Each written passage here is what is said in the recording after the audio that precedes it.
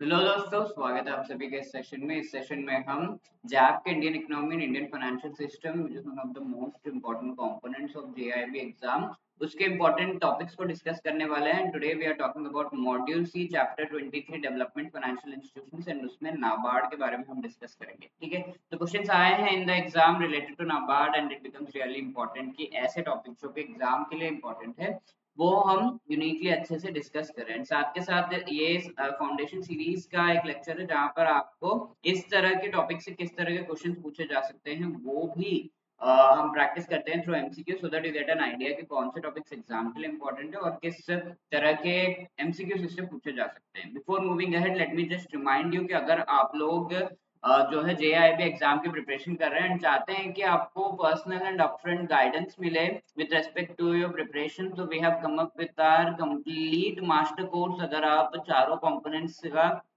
Exam जो है अगले साइकिल में देना चाहते हैं या फिर आप इंडिविजुअल आपका कोई एक कंपोनेंट रह गया है उसको उसका एग्जाम जो है देना चाहते हैं, गाइडेंस चाहते हैं, तो we have come up with the master course for the individual components like I and IFS का कंपोनेंट का मास्टर कोर्स है अवेलेबल है। तो इस मास्टर कोर्स में आपको क्या क्या मिल रहा है? Recorded videos each and every chapter के साथ, MCQs for practice, then full length mock tests आपको मिल रहे हैं for complete exam practice, also live classes along with the proper short notes which will help you in revision before the exam, right? So इसके links आपको description में मिल जाएंगे of the complete master course चारों components के as well as individual components के। You can click on the link and avail this particular offer or in courses को immediately, right? So let me just take you to the important topic जो आज हम discuss करने वाले which is NABARD. ठीक है, तो we are talking about the National Bank for Agriculture and rural Development, NABARD. ठीक है, नाम में ही पता चल रहा है कि एग्रीकल्चर रिलेटेड मेनली यहाँ पर काम होते हैं, रूरल डेवलपमेंट रिलेटेड। तो नाबार्ड को एस्टैब्लिश किया गया था 1982 में, एक एक्ट लाया गया था 1981 में, नाबार्ड एक्ट, इसके बेसिस पर एस्टैब्लिश किया गया था।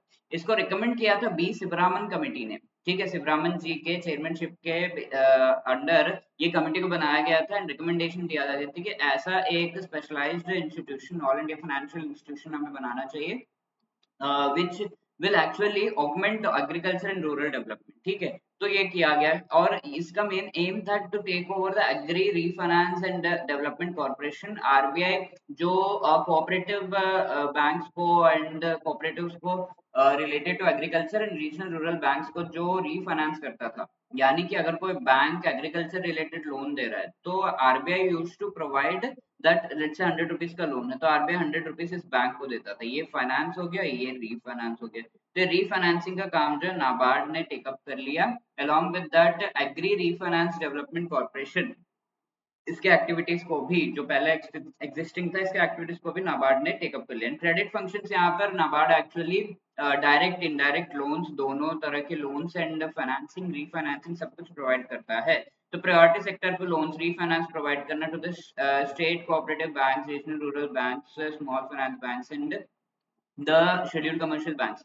Long term loans state government को भी प्रोवाइड करता है एग्रीकल्चर रूरल डेवलपमेंट के लिए। ऑल्सो लोन्स नाबार्ड एक्ट के सेक्शन 30 के तहत ये प्रोवाइड करता है, जहां पर वेरी लॉन्ग टर्म लोन्स यानी कि अराउंड 25 ईयर्स तक के लोन्स ये प्रोवाइड करता है। और ये लोन्स एक्चुअली स्टेट गवर्नमेंट को जो दिए जाते हैं नाबार्ड के आरआईडीएफ, ठीक है, रूरल इंफ्रास्ट्रक्चर डेवलपमेंट फंड से दिए जाते हैं। सो या all of these things are being done by NABARD. Also NABARD promotional development activities में काम करता है in the fields of climate change, watershed development, resource management, sustainable tribal livelihood programme वगैरह में। इंस्टीट्यूशनल डेवलपमेंट में जहां पर नाबार्ड ने कई सारे जो है ऑर्गेनाइजेशंस, इंस्टीट्यूशंस के डेवलपमेंट में बहुत अच्छा रोल निभाया है, लाइक पॉलिसी सपोर्ट प्रोवाइड करता है government of India, state government, rural cooperative banks वगैरह को।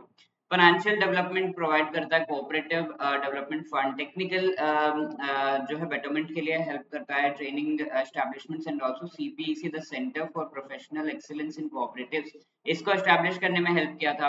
पीएसीएस सपोर्ट प्रोवाइड करता है by establishing PACS cells. PACS क्या है? जो विलेज, हम ऑलरेडी पढ़ चुके हैं कि विलेज लेवल पर जो village in the sense rural areas में जो कोऑपरेटिव बैंक्स है और उसमें विलेज लेवल पर जो कोऑपरेटिव एक तरीके से हम कह सकते हैं बैंक है, that is a PACS, primary agriculture credit society. तो ये एक्चुअली कोऑपरेटिव सोसाइटी में आता है, not much into the purview of the bank and RBI, but या These are really helpful in providing finance in the village level, at the village level to the agriculture sector. तो इसके cells बनाना state cooperative district central cooperative banks में NABARD CBS project भी चल रहा है core banking solutions का।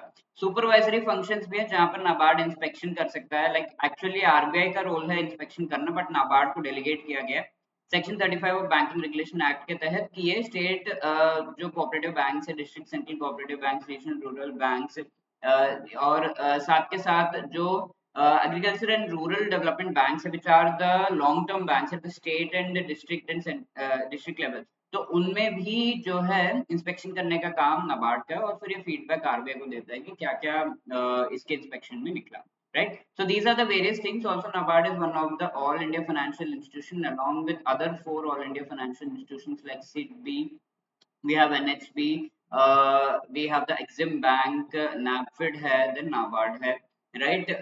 इस तरीके से all of these are for the all India financial institutions because ये specialized institutions है और specific तरह के जो है सेक्टर्स में ये अपना रोल निभाते हैं so as to promote these for the growth of Indian economy. ठीक है, तो ये क्वेश्चन है, let us try to answer. NABARD has been established in which one of the following year? 1948, 52, 67, 81. तो 81 is the right answer. ठीक है, the other thing is ये आपके लिए होमवर्क क्वेश्चन है. NABARD has been established as per the recommendations of which among the following committee? ठीक है, Sivaraman committee, Nachiket मूर committee, पीजे नायक या आर एन मल्होत्रा कमेटी. इस क्वेश्चन का जरूर आंसर करिएगा इन द कमेंट सेक्शन. इस तरह के क्वेश्चन एग्जाम में सीधा सीधा पूछे गए हैं, so please try to answer these questions. Along with this, I would like to tell you if you have any other queries, you can always call us on 8146207241.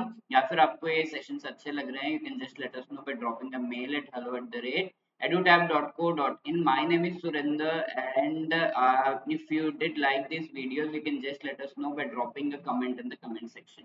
Like share subscribe करना मत भूलना. All the best for your preparation. Thank you.